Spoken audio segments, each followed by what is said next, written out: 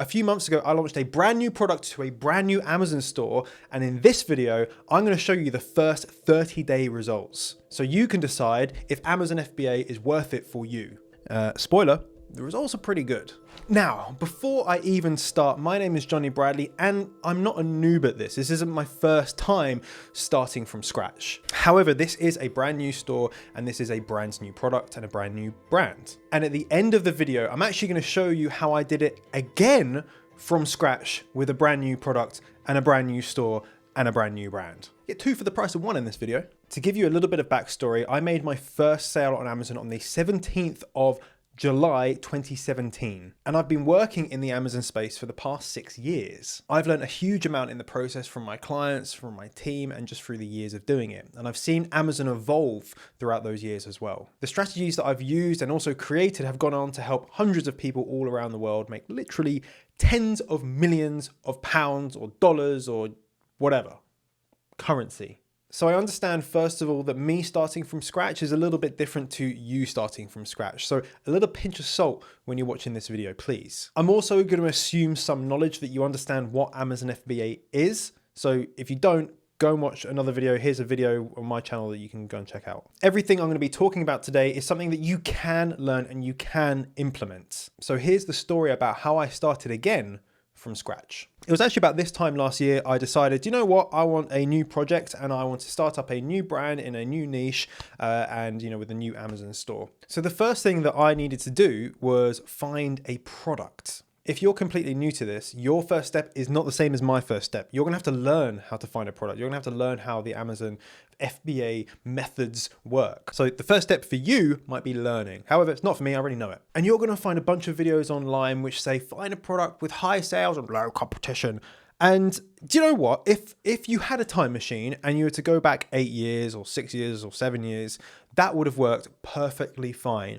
However, in 2023, it's just nonsense. It's kind of like asking someone for their BBM or to be their top friend on your fucking MySpace profile. It was good back in the day, but it's just not anymore. It gives people the false impression that you can find a product with a low number of reviews and that's going to be the answer to all your dreams. And it's just going to magically be successful. And that's just not going to happen. I have been saying this for years, and it was actually the basis of my first book, The One Product Strategy, which I released in 2019, 4 years ago. I said where there is demand for a product, there either will be competition right now or there will be in the future. Guaranteed. So if people are making money from a product, you better believe that there's going to be competition at some point in time. And actually, competition's a good thing. It shows that there's buoyancy in the market. I also said that reviews are not an indicator of competition. They're an indicator of how many reviews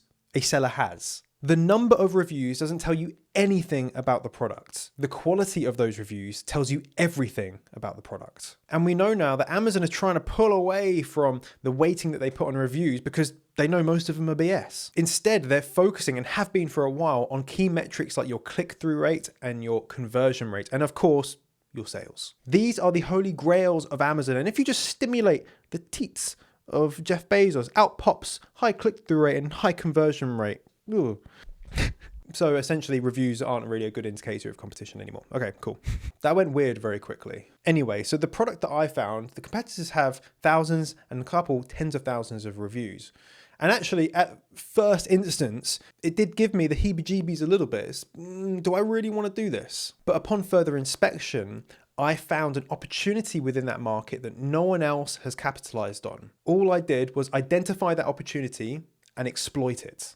Now, exploit sounds like a bad word, but that's what you're doing. Now, because I have the knowledge already, it took me about 10 minutes to find the product because I was actually on Amazon for something else. It took me another 5 minutes to just see the opportunity because it's obvious when you've seen it a few times. And to validate it and do a bit more due diligence, it took about an hour to an hour and a half. I've got videos on how to do this. Here's one right there. So now I found a product with an opportunity I can exploit. I needed to get samples. I needed to actually test the damn product and find a supplier. Now this actually was a bit of a shit show. I found what I thought was some good suppliers and their samples were awful. Now this takes quite a few weeks. So you might order some samples, they'll arrive a week or two later. You might test them, you have to go back, order some more samples. So that process took quite a long time. Eventually, I found a sample and a supplier I was happy with, and that worked out at about 42% profit margin. Pretty good. So before making a contract, getting it signed and getting the deposit paid, I had some product packaging made, which I spent $40 on. And then I spent another $40 on a product insert. So very cheap, right? Very cheap. However, that's because I have experience. I know how to find high quality, cheap labor on places like Upwork. I wanted my products sellable for Christmas period. So I wanted to get them in for November so I could prime the listing, get it ready, and have a bang-in December. However, with the delays of the samples, which is a little bit longer than I'd like to take, I was delayed just a little bit. I got the contract signed and the deposit paid so the manufacturing can start. However, then I encountered a problem. The manufacturing had been completed and I paid for an inspection company to go and inspect the products in China. They go in there, they inspect the products and they take pictures, they even do a smell test, and they send back a report. In that report, it didn't show anything bad. However, I noticed something that was not what I wanted. Something wasn't up to the quality that I had agreed with them. However, to get that problem resolved, all of the products had to be remade. Now, I was well within my right to do this. However, if I'd have chosen to go down that route, 100% the products would have not been sellable for Christmas. And Christmas, well, it's like Christmas. Very good for sales. Amazon sellers make a lot of money over Christmas. I made a very hasty decision to just get the products anyway. And you know what? Deal with the fallout if there's a fallout. Now, in hindsight, knowing what I know now, what I would have done is had some of the units shipped straight away with the problem and just dealt with it. And then I would have held some of them back to say, hey, look, 50% of the stock or whatever, go and fix those ones and then send them to me after. And they would have arrived in January at some point. Meaning I can take advantage of the Christmas sales, but also then I have a product that is exactly how I wanted it to be. Hindsight's 2020. That's what I should have done. I didn't do it. I just got all of them delivered.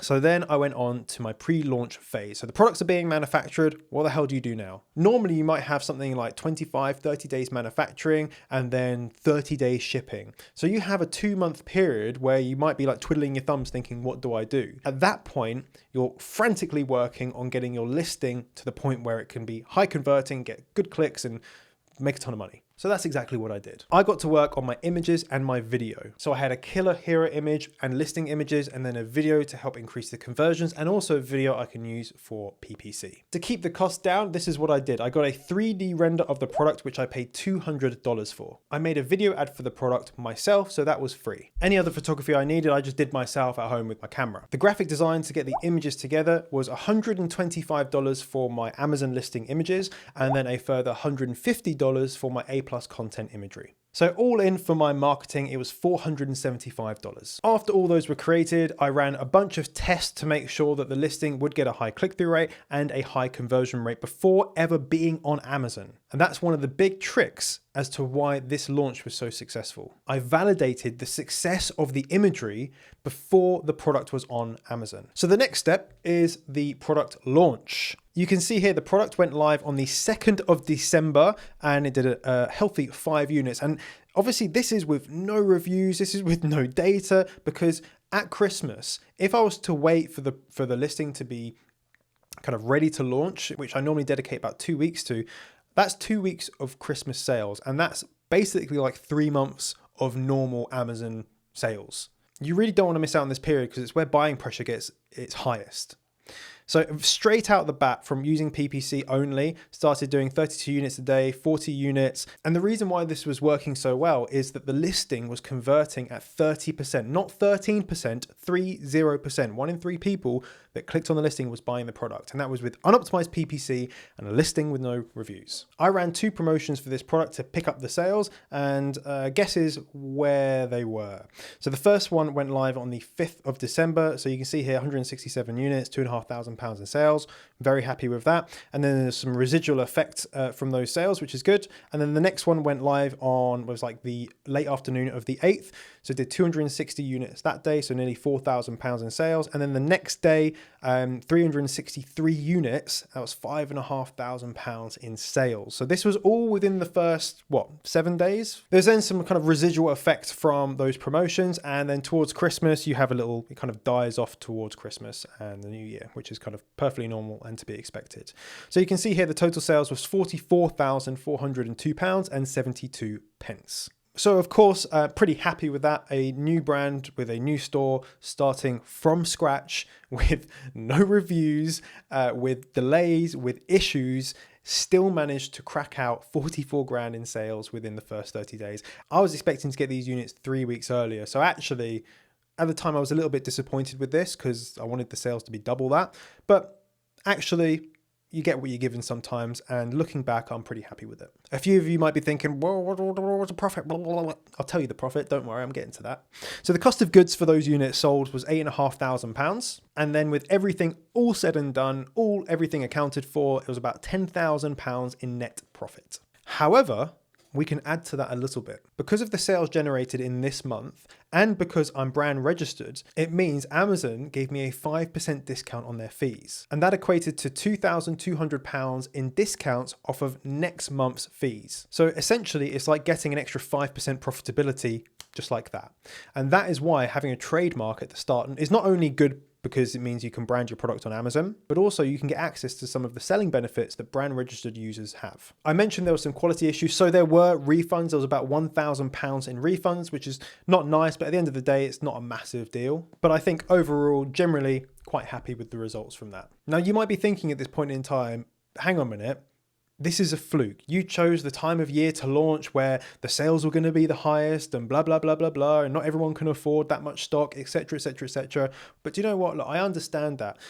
However, it's not a fluke because let me show you a product that I launched just a couple of weeks ago. As you can see here, I'm looking at the 16th of July to the 23rd of July. So it's not that long ago. I launched a brand new product on the 16th. So this is 1 week's results. And you can see here, it did £13,313 in sales, and that's 443 units. And that was from a standing start with just a handful of reviews using exactly the same strategies that I showed you before. And you know what? If you think that's still a fluke, let me show you another one. I just need to go to another store. So I'm just going to load up another store here. This is a brand new store. This is a new brand. This is a new product, and launched it kind of evening time 2 days ago. And in that evening, it did £1,079 in sales. You can see that right there. And then yesterday, it finished on £1,559 in sales. Okay. You might be thinking, well, that's all well and good. How much money did you spend on PPC? Well, check this out. Okay. Advertising campaign manager. You looking at it? Ready? There are no advertising campaigns running for this product. None.